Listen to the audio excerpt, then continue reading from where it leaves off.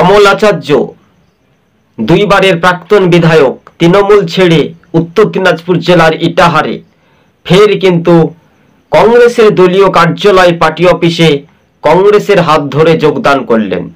জেলা কংগ্রেস সভাপতির উদ্যোগেই বলাই যেতে পারে। সেই স্ক্রিনের সাহায্যে দেখতে পাচ্ছেন, কথা দিয়ে কথা রাখতে পারেনি শাসক দল তৃণমূল, তাই তৃণমূলকে গুড বাই জানাচ্ছেন এবং তার সঙ্গে আগামী দিন আরো অংশের শাসকের বড় ভাঙন ধরাতে পারেন।